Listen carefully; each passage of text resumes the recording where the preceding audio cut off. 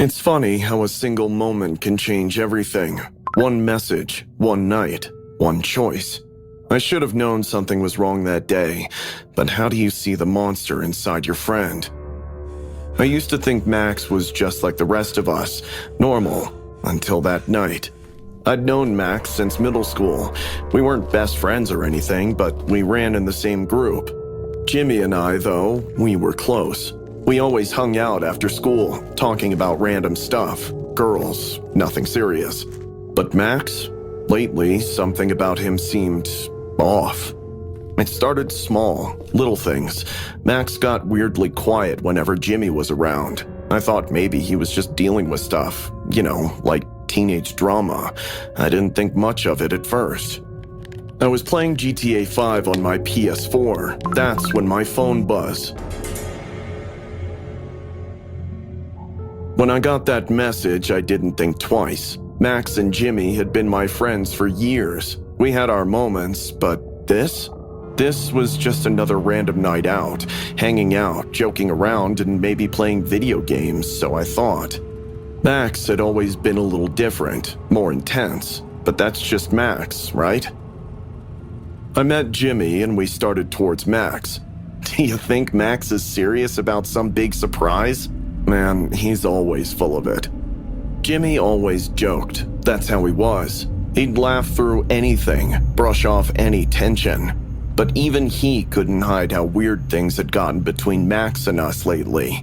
Looking back, I think Jimmy sensed something that I didn't, or didn't want to. You guys finally made it. Ready for something you'll never forget? I walked in and it was like a weight hit me. The air was heavy. Max didn't say much, and Jimmy, who was usually the life of the party, just sat there scrolling through his phone. It didn't feel like a hangout. It felt like something was about to go wrong. Jimmy was just trying to keep things normal, but Max, he barely said a word. I thought maybe something was going on between him and Jimmy, something about that girl, Alexa, but I didn't know the full story, not then. Let's play a game. The game is I kill you. While saying this, he pointed the gun towards Jimmy. When I saw it, I froze. It was like time stopped. I remember thinking, this has to be a joke, right? It can't be real. But then, I saw Max's face. He wasn't messing around. Max's voice was off, distant, like he was somewhere else. And we didn't see it. I didn't see it. God, I didn't see it. You think it's funny, don't you? Always acting like you're better. I didn't catch it at first, the way Max's eyes changed when he said that, but it was like something snapped inside of him. Max, what the hell, man? This isn't funny. What the hell are you talking about, man? Do you think you can take her from me? It was like a nightmare, only real. Max shot him, just like that. There was no shouting, no argument, nothing. He just pulled the trigger. I was frozen. I wanted to believe it was a prank, that Jimmy would pop out of the water laughing, but he didn't. He couldn't. The room went silent. Jimmy, who was just laughing with us days ago, was now lying there, motionless. My brain couldn't process what had just happened. And then, Max did something even worse. He didn't flee, didn't panic. Instead, in a chilling and surreal act, he took out his phone, opened Snapchat, and snapped a picture of Jimmy's lifeless body. That's when I realized the Max I knew was gone. He was a stranger, a monster. I didn't think I'd ever see him again, but I did. At the trial, he didn't flinch. Didn't even react when they played the video, the one he posted online for everyone to see, as if Jimmy's life was just entertainment. Jimmy's gone, Max is gone, and here I am, left with nothing but memories and nightmares. Every time I hear a Snapchat notification, I feel sick. I can't erase what I saw. I can't unsee what Max became. You think you know your friends. You think you can trust them. But sometimes, the real monsters are standing right beside you, waiting for the right moment to strike. The story was inspired by a horrific incident that happened in February 2015. 16-year-old Maxwell Morton shot and killed his friend Jimmy Patrick in a small Pennsylvania town. The two teens were reportedly friends, but tensions rose due to jealousy, especially over a girl. On the night of the crime, Maxwell invited Jimmy over under pretenses. Once Jimmy arrived, Maxwell shot him in the head. Disturbingly, after committing the murder, Morton took a selfie with Jimmy's lifeless body and sent it to friends via Snapchat. A shocked recipient saved the photo and reported it to the authorities, leading to Maxwell's arrest. He was later convicted of third-degree murder and was charged accordingly. It was 6 p.m. and I was with my friend Abby. We were both waiting. It felt strange, two young girls alone in Riley Park. The sun was setting and he still hadn't arrived. Mr. Jake was a very pleasant, kind, and caring man. He was a man of faith, or so he always said, and he regularly sent me money to buy things. He spoiled me a lot, and that's something not many men do. He hated young men, always thought they were self-centered and never kind. Mr. Jake was something every lady should have, and I was really thrilled. He had never asked me to go out since we started talking on Snapchat. Sure, he lived a bit far away, but he sent me money to go to a national park. I thought it would be a great opportunity. I dressed as pretty as I could, a cute dress, but not too flashy so my parents wouldn't notice. It was a secret. I left early and told them I was going to my friends. That's how I got to this moment. Is he really going to come? He said so. Soon, we heard the sound of a car driving up. It was an old car. I had no idea what model it was. Mr. Jake came out of the car, dressed in blue jeans, a blue jacket, and a cap. Mr. Jake was 45, and from the start, something about him made me feel uneasy. But both Abby and I decided to ignore that feeling. We're just being paranoid, I kept telling myself. He smiled at us sheepishly and said, "Let's go down the hill." We walked behind him through the trees, deeper and deeper into the forest. The further we went, the more distant the familiar paths seemed, and the mist began to envelop everything around us. The air was so still that even our breath seemed to bounce off the trees. The sun was setting and he didn't say a word. Where was that kindness, that warmth? I wondered if it was all in the chat.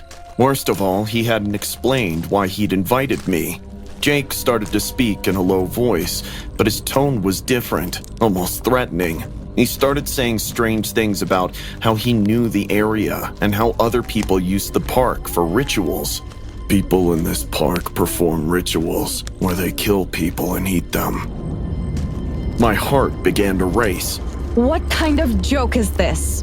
I asked nervously, but he just looked at me with that smile that now seemed much more sinister. At that moment, everything changed. He stopped dead in his tracks. He looked at us out of the corner of his eye, and that look, that emptiness, lifeless look, said, "They asked me to kill you guys for them." I had an overwhelming urge to run, but I was more afraid of what would happen if we did. My phone didn't even have a signal. Abby and I looked at each other in horror, realizing that we were too far from the park and there was no one around to help us. We tried to go back, but it was too late. He lunged at Abby, grabbing her arms and dragging her down to the floor.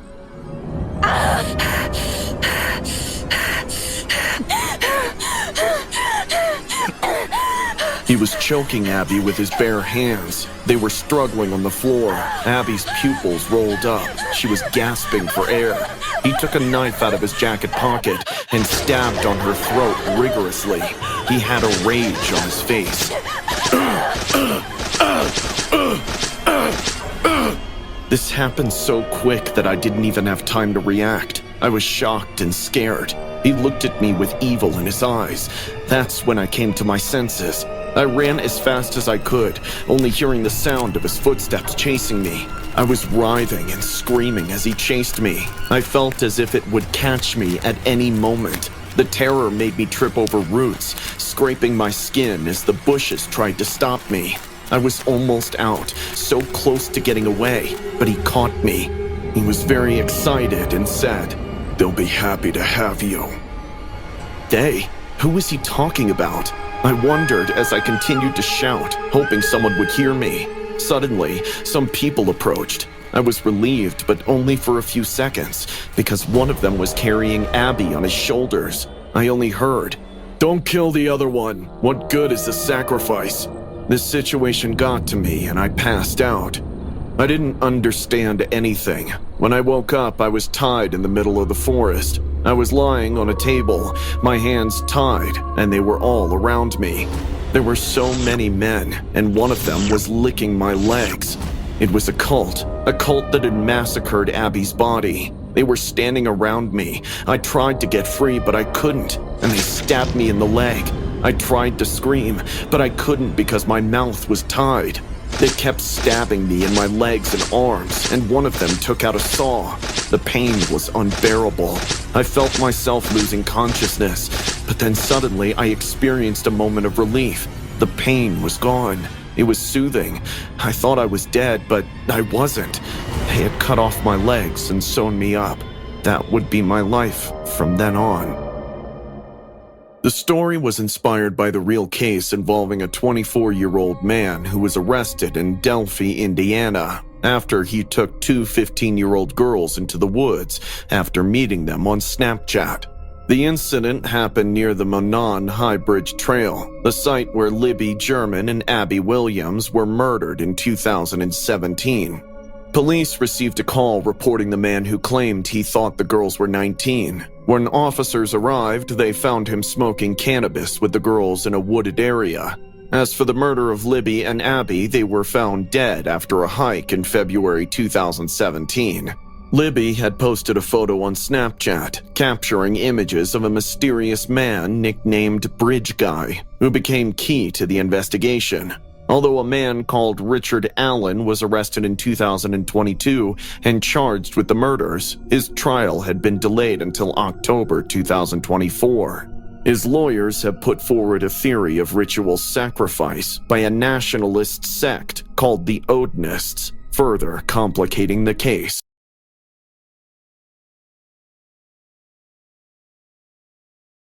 I never thought I'd be scared of my own phone, but now every time I get a Snapchat notification, my heart races.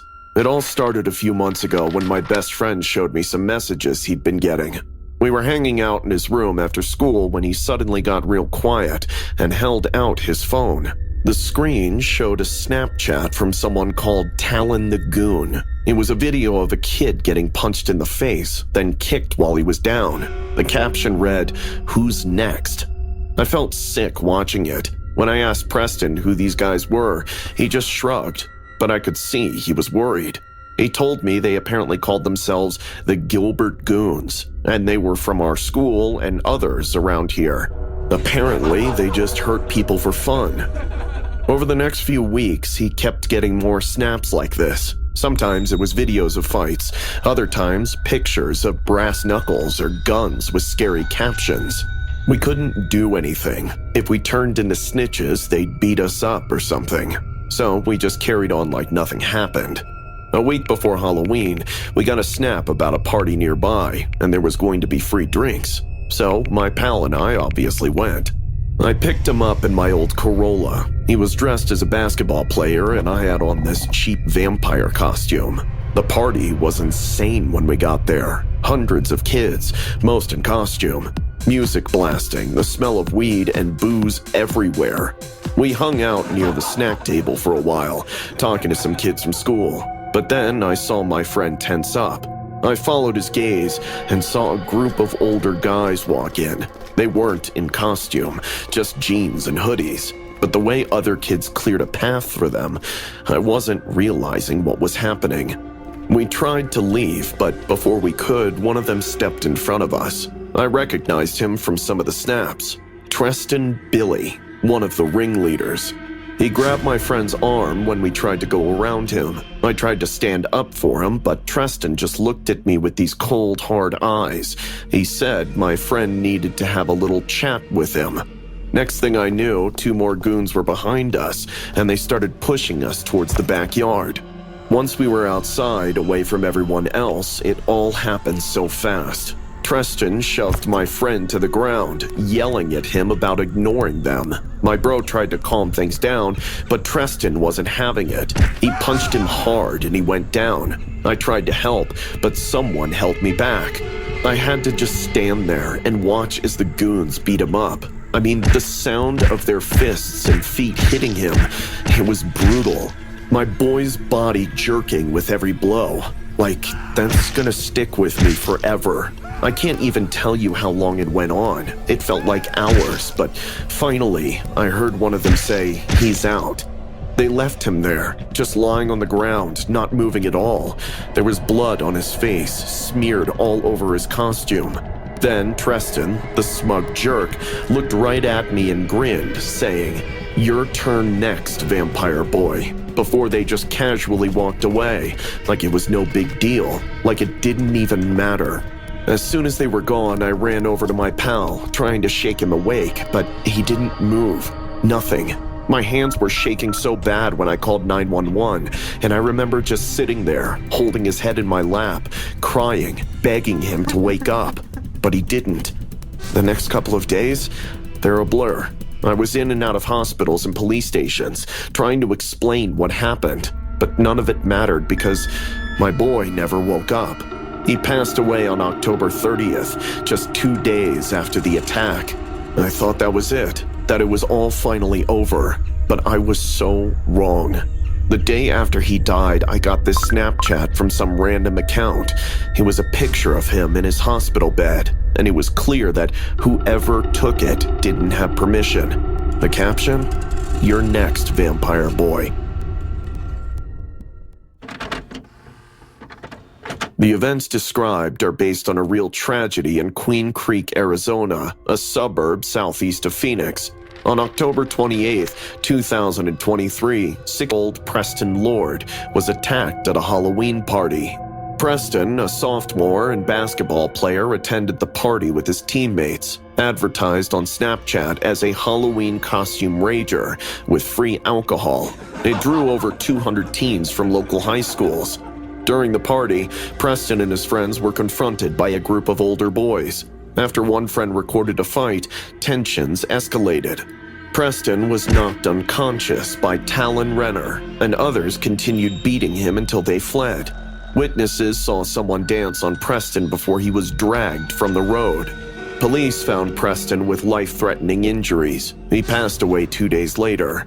The group responsible, known as the Gilbert Goons, had been involved in violent acts since 2022, sharing videos on social media like Snapchat. 7 individuals: Treston Billy, 18, Jacob Mesner, 17, Taylor Sherman, 19, Talon Renner, 17, Dominic Turner, 20, William Owen Hines, 18, and Talon Vigil, had been charged with first-degree murder and kidnapping. They have all pleaded not guilty, with the trial set for July 2025 due to the large volume of evidence.